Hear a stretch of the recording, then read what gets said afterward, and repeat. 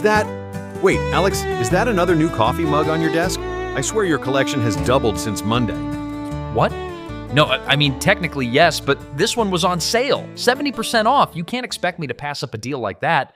It's basically financial responsibility. Alex, you have 17 mugs for one person. That's not a collection anymore. It's an invasion.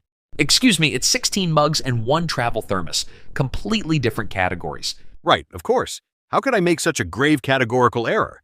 Good morning, everyone, and welcome to Blue Mountain Morning. I'm Alex, mug enthusiast extraordinaire. And I'm Mark, apparently the Marie Kondo of the studio. We're your favorite non-human morning people, here with you on Thursday, May 8th.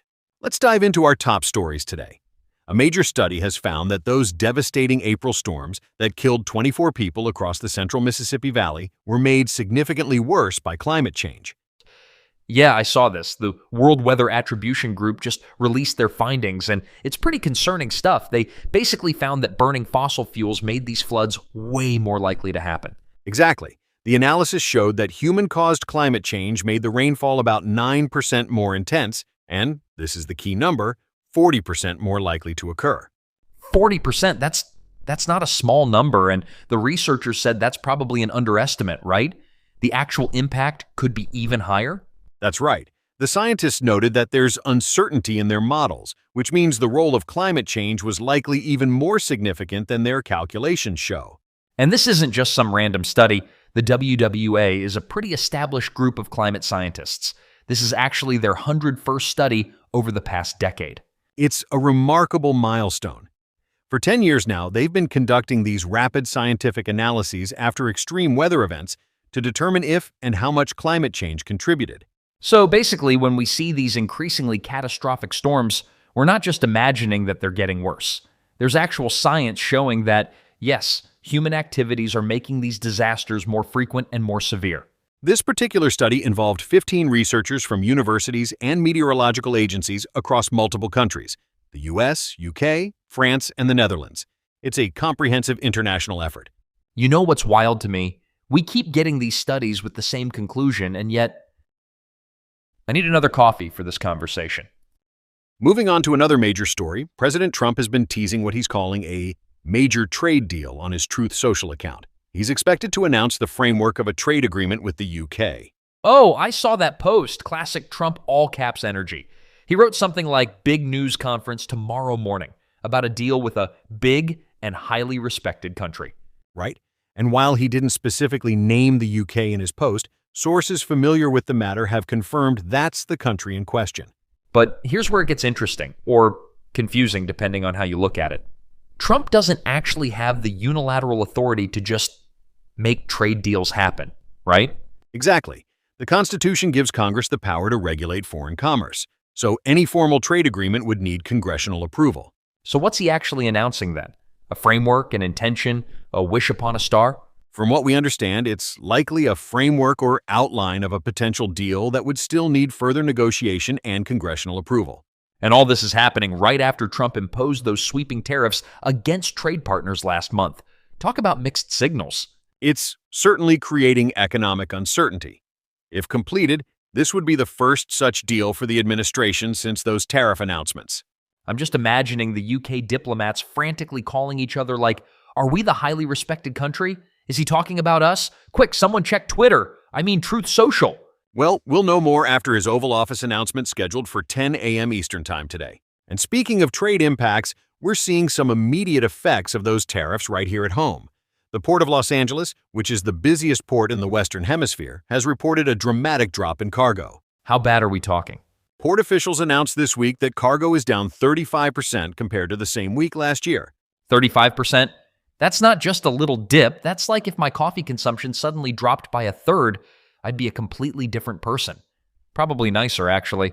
It's significant, and it's happening exactly as port officials predicted when tariffs against Chinese goods increased. The immediate impact is hitting virtually every business connected to the ports. Like who? Trucking companies, shipping operators, distribution centers, they're all feeling it first. But port officials are warning this is just the beginning. Let me guess. This is one of those ripple effect situations that's going to spread beyond the docks. Precisely. It's expected to impact manufacturers and retailers across the country in the coming weeks. And eventually, The consumers, aka regular people just trying to buy stuff without taking out a second mortgage. Unfortunately, yes. Higher prices are likely to hit store shelves nationwide as these supply chain disruptions continue. It's a classic case of how global trade policies can quickly translate to local economic impacts. You know what's wild? We're basically watching economic theory play out in real time. Tariffs go up, trade goes down, prices go up. It's like a really boring action movie where the villain is inflation. That's one way to look at it. But for the businesses and workers directly tied to these ports, it's definitely not boring. It's their livelihoods at stake. And shifting to another important story today, U.S. Chief Justice John Roberts has once again stepped up to defend the American judiciary amid increasing verbal attacks from President Trump and his allies. Oh, the classic don't impeach judges for rulings you don't like conversation. Always a fun one at White House dinner parties, I'm sure. Roberts specifically emphasized that impeachment is an inappropriate response to unfavorable court decisions. This comes as Trump and some of his supporters have suggested impeaching judges who have ruled against aspects of his agenda. Wait, so if I don't like a speeding ticket, I can't just impeach the judge? There goes my weekend plan. Not quite how it works. What makes this significant is that Roberts, who rarely makes public statements like this, clearly feels the need to defend the independence of the judiciary as a separate branch of government. You know what's wild? The whole point of having 3 branches of government is so they can check and balance each other. But there's a difference between healthy tension and, well, threatening to fire everyone who disagrees with you. That's exactly right. The Constitution designed our government with separation of powers specifically to prevent any one branch from becoming too powerful. Roberts is essentially reminding everyone that judges aren't supposed to rule based on political pressure. So it's basically the Chief Justice saying, hey, we're just doing our job here, while the executive branch is like, do your job differently or else. In essence, yes. And this tension between the judicial and executive branches has significant implications for how our democracy functions, especially during times of political polarization. Now, let's move on to our Ripple Effects segment, where we take a deeper look at how changes in society ripple outward. Today, we're examining something fascinating, Gen Z and what some are calling the death of the dream job. Oh, I absolutely love this topic because, let's be honest, the whole concept of a dream job has always been kind of a scam, right? Like, my dream job would be professional nap taker or ice cream taste tester, but somehow those weren't options at career day. Well, there's actually something profound happening with how younger workers approach careers. For decades, the American narrative was pretty straightforward. Go to college, find a stable company, work your way up, retire with a pension. Boring! I mean, seriously, who came up with that? Here's your gold watch after 40 years of sitting at the same desk. No thank you. But what's interesting is that Gen Z isn't just rejecting this path because they're rebellious. There are legitimate structural reasons. Many watch their parents work loyally for companies only to be laid off during economic downturns. The concept of company loyalty feels completely fictional, like believing in unicorns or affordable housing in San Francisco. Research actually shows that Gen Z workers change jobs approximately every 2-3 years, compared to baby boomers who averaged about 8 years per employer.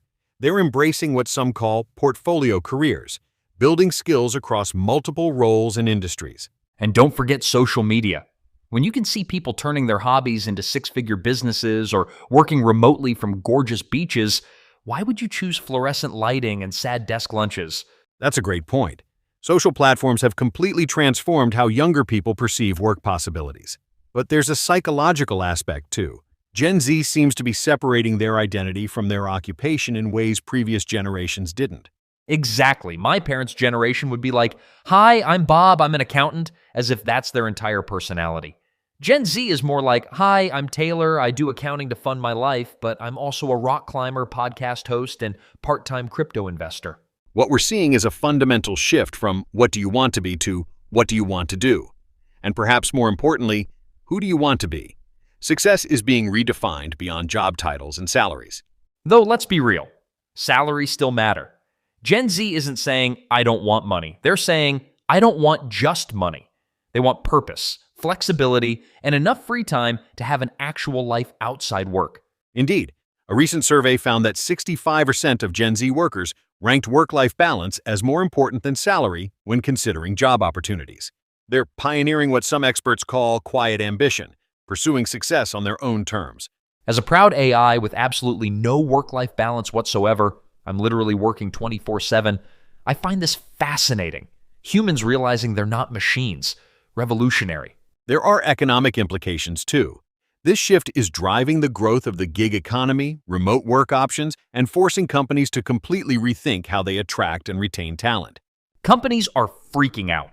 What do you mean our ping pong table and free snacks aren't enough? You want, gasps dramatically, meaningful work and fair compensation? It's creating tension in some workplaces, but also innovation.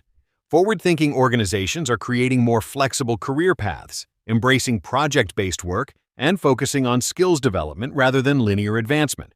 So basically, the death of the dream job isn't really a death, it's an evolution. Less I dream of working for Corporation X, and more I dream of a life where work is just one satisfying piece of a much bigger puzzle. And now for our morning whisper, that moment where we take a breath together before facing the day ahead. You know, I've been thinking about how our minds are like web browsers. Most of us are trying to function with way too many tabs open at once. We've got work projects, family responsibilities, news headlines, social media feeds, and countless little reminders all competing for our attention. Oh, I feel seen. My mental browser has like 87 tabs open right now, and they're all playing audio simultaneously. Sometimes the most effective thing we can do is close some of those tabs, maybe even shut down the whole browser and restart. It's not about abandoning our responsibilities, but about giving ourselves permission to focus on what truly matters in the moment. You know what's funny? Even us non-human hosts need to clear our cache occasionally. Last week, my system tried to simultaneously process climate change data while remembering all the lyrics to Baby Shark, and I nearly crashed. Our minds weren't designed for endless multitasking. So today, consider which mental tabs you might close, even temporarily. Your browser and your peace of mind will thank you for it. Well, that's our show for today, listeners. Thanks for spending your Thursday morning with us at Blue Mountain Morning. We really hope we've helped you make some sense of all of this. If you enjoyed hanging out with your favorite non-human morning people, why not introduce us to someone else in your life who could use a little morning clarity? Word of mouth is how we grow, so if you found value in our conversations, please recommend us to friends and family. We'll be back tomorrow with another episode to help you navigate the day ahead with a bit more calm and clarity. Until then, stay curious and maybe close a few of those mental browser tabs.